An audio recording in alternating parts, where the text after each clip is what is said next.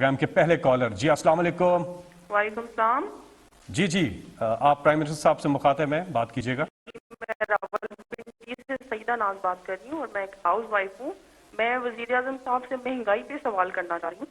وزیر اعظم صاحب, پچھلے سال اسی پروگرام میں مہنگائی کے سوال پہ جواب پر آپ نے بولا تھا کہ بہت جلد مہنگائی پہ قابو پا لیا جائے گا. ابھی سال ہونے کو ہے مگر مہنگائی ڈبل ہو گئی ہے.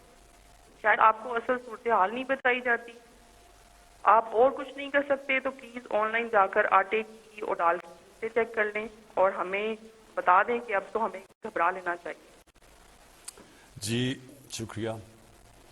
دیکھیں, پہلی چیز تو میں آپ کو ایک بات بتا دوں, آج کل ہے انفارمیشن ٹیکنالوجی اور موبائل فونز کا زمانہ. میں جب صبح 1 گھنٹہ اٹھتا ہوں, 1 گھنٹے کے اندر اپنے موبائل پہ مجھے ساری انفارمیشن مل جاتی ہے کہ ملک میں کس طبقے کے اوپر کیا گزر رہی ہے. تو میں آپ کو پھر سے یہ کہہ دوں کہ یہ سب سے بڑا میرے لیے, اگر آپ کہنا کہ ایک چیز جو مجھے کئی دفعہ راتوں کو جگاتی ہے, وہ صرف مہنگائی ہے. اور مہنگائی کا صرف میں اب آپ کو سمجھانا چاہتا ہوں کہ دیکھیں, مجھے کتنا بڑا افسوس ہوتا ہے. میں ہمارے پاس بڑے اچھے اس ملک میں صحافی ہیں, ہمارے پاس ہم بڑے خوش قسمت ہیں کہ ہمارے پاس ایک ایسی بھی جرنلزم ہے جو کہ بڑا لوگوں کو انفارم کرتی ہے, لوگوں کو آگاہ کرتی ہے ملک کے صورتحال سے. لیکن بدقسمتی سے ایسے بھی ہیں جو سارا وقت مایوسی پھیلا دیتے ہیں. مہنگائی اس وقت دنیا کا فنومنا ہے. سعیدہ پلیز آپ میری ذرا غور سے بات سن لیں کہ مہنگائی صرف پاکستان کا ایشو نہیں ہے. اب میں آپ کو بتاؤں 2 قسم کی مہنگائیاں ہوئیں. ایک تو جب ہمیں حکومت ملی تو کیونکہ ہم جو دنیا کو ایکسپورٹ کر رہے تھے اور جو دنیا سے چیزیں خرید رہے تھے, اس میں اتنا بڑا خسارہ تھا کہ پاکستان کی تاریخ میں سب سے بڑا, جس کو کرنٹ اکاؤنٹ ڈیفیسٹ کہتے ہیں, وہ ہمیں ملا تقریباً $20 ارب کا. اس کا مطلب کیا ہوا کہ سارا پریشر روپے پہ پڑ گیا کیونکہ ڈالر کم ہو گئے. ڈالر کی آخر میں قیمت اوپر جانی تھی. ہمارے پاس ڈالرز ہی نہیں تھے کہ ہم مارکیٹ میں پھینک کے وہ ڈالر کی قیمت نیچے رکھتے. تو جب ہمارے اوپر سارا بوجھ پڑا تو روپیہ جب گرا, جب روپیہ گرتا ہے تو جو چیزیں ہم امپورٹ کرتے ہیں مہنگی ہو جاتی ہیں. تو پہلا تو لہر مہنگائی کی تب آئی جب روپیہ نیچے گیا اور اپنے لیول پہ پہنچا. تو ایک تو اس کی مہنگائی آئی اس کی وجہ سے. یہ دوسرا یہ مہنگائی کا جو آپ آج بات کر رہے ہیں نا کہ سال پہلے اور اب میں کیا فرق ہے, میں ذرا آپ کو صرف بتانا چاہتا ہوں کہ یہ اب ایک کرونا کی وجہ سے دنیا کے اندر جو سپلائی شارٹیجز ہوئی, یہ اب اس کی لہر آئی ہوئی ہے. اور اس میں پاکستان اکیلا نہیں ہے ملوث اس مہنگائی میں. آپ کو یہ پتا ہونا چاہیے کہ ہمارے سے وہ ملک, امیر ترین ملک یعنی برطانیہ کی 50, اس کی صرف 6 کروڑ آبادی ہے, ہماری 22 کروڑ ہے. ان کا جو سالانہ آمدنی ہے, جو GDP کہتے ہیں, وہ تقریباً 50 گنا ہے پاکستان سے زیادہ.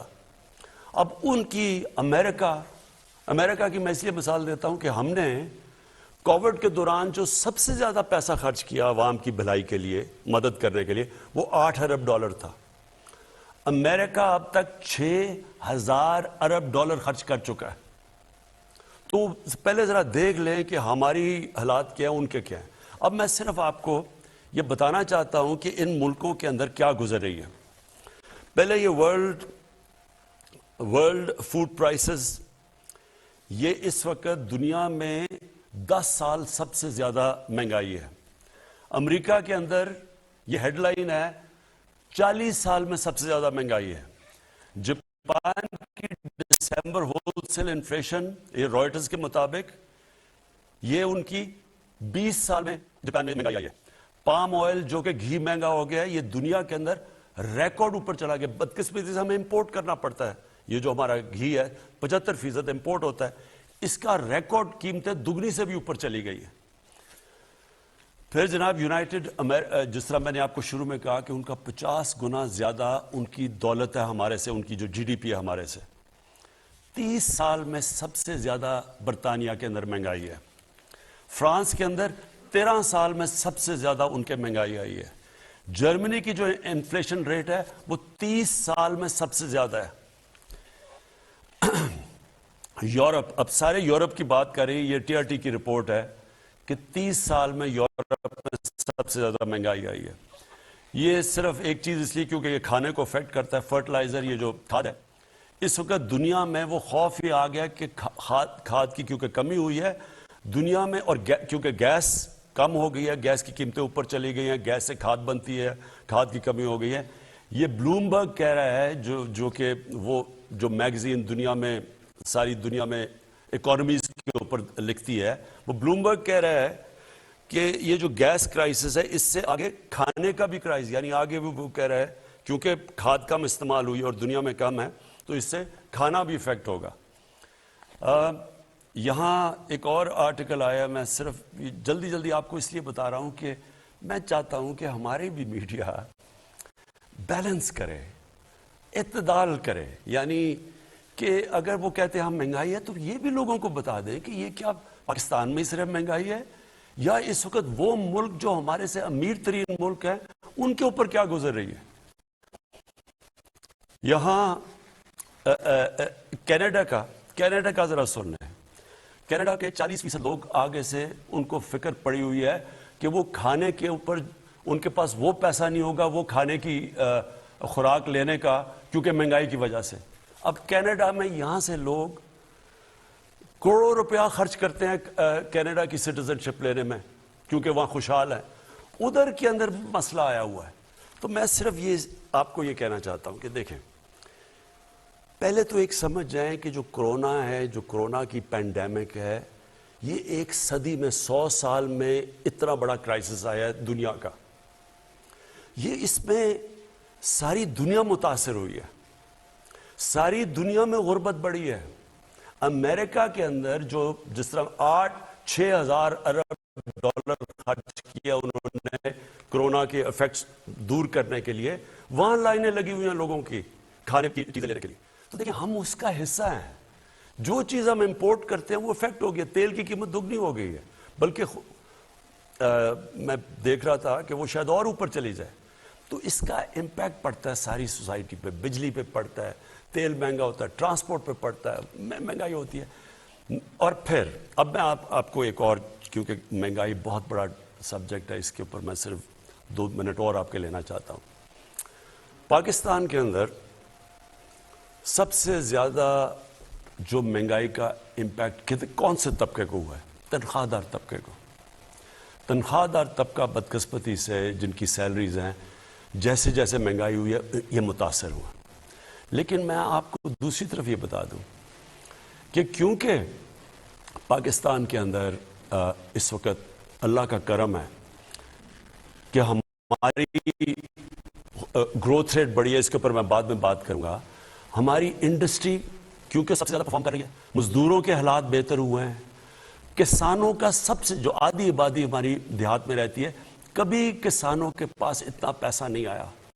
ان کی جو انکم ہے ہم دیکھ 73% ان کی انکم کے اندر ان کی آمدنی میں اضافہ ہوا ہے. کیونکہ جو 4 بڑی فصلیں ہیں وہ ریکارڈ ہوئی ہیں، ان کو قیمت بھی ریکارڈ ملی ہے. تو وہ جو پیسہ گیا ہے جو دیہات کے اندر، وہ 1400 ارب روپیہ گیا ہے مزید اضافی. اس کی وجہ سے وہاں اتنا برے حالات نہیں ہیں. مزدوروں کے ٹیکسٹائل کے لیبر نہیں ملتی، اسکلڈ لیبر نہیں مل رہی. ان کی تنخواہیں 40 سے 60% بڑھ گئی ہیں. کارپوریٹ پروفٹس ریکارڈ ہے. اس وقت کنسٹرکشن کے اندر جو بوم آئی ہے، جو کنسٹرکشن کے اندر، اس کے اندر کئی جگہ مزدور نہیں مل رہے، ان کی بھی تنخواہیں اوپر گئی ہیں. صرف جو مجھے افسوس سے کہنا پڑتا ہے اور جو ہم نے ابھی ٹھیک کرنا ہے وہ ہے ہمارا تنخواہ دار طبقہ. ان کو اس وقت مشکل میں ہے. اور میں آپ کو یہ آخر میں یہ کہہ دوں کہ ہماری اب پوری کوشش ہے، جیسے جیسے ہماری اللہ کا شکر ہے ٹیکس کلیکشن بڑھتی جا رہی ہے، ہماری پوری کوشش ہے کہ ہم جیسے جیسے پیسے بڑھیں اپنے احساس راشن کے اندر بھی اضافہ کریں اس طبقے کو جو تنخواہ دار ہے اس کی مدد کرنے کے لیے. اور انشاءاللہ جو ہماری لوور مڈل کلاس ہے، جو سرکاری نوکری ہے، ان کی بھی مدد کریں. اس کے لیے تھوڑا آپ کو صبر چاہیے ہوگا. لیکن میں پھر سے یہ کہتا ہوں کہ یہ صرف پاکستان کا مسئلہ نہیں ہے. اس وقت اگر دنیا میں اٹھا کے دیکھیں ہر جگہ یہ مسئلہ آیا ہوا ہے مہنگائی کا. वज़ीर आज़म साहब, इससे मिलता जुलता एक सवाल आया कि अगर कॉर्पोरेट सेक्टर में इतना ज़्यादा प्रॉफिट है तो वो अपने मुलाजमीन की तनख्वाहें नहीं बढ़ा रहे। जी ये बिल्कुल ठीक है, मैंने भी उनको अपील की हुई है कि कॉर्पोरेट में रिकॉर्ड प्रॉफिट आए हैं। मैं देख रहा था कॉर्पोरेट प्रॉफिट 980 अरब रुपए के हुए हैं, और मैं फिर आज अपील कर रहा हूँ, और मैं इनको बुला के भी बड़े इंडस्ट्रीज को कहूँगा कि आपको मदद करनी चाहिए। आप अपने जो मज़दूर हैं, जो आपके काम कर रहे हैं, इनके लिए इनकी तनख्वाहें बढ़ानी चाहिए, क्योंकि आपके ऐसे तो नफ़े कभी हुए ही नहीं हैं जो आपके पास आ रहे हैं, तो आपकी ज़िम्मेदारी है कि आप इनकी भी तनख्वाहें बढ़ाएं। 051-922-4900 अगले कॉलर। जी अस्सलाम वालेकुम।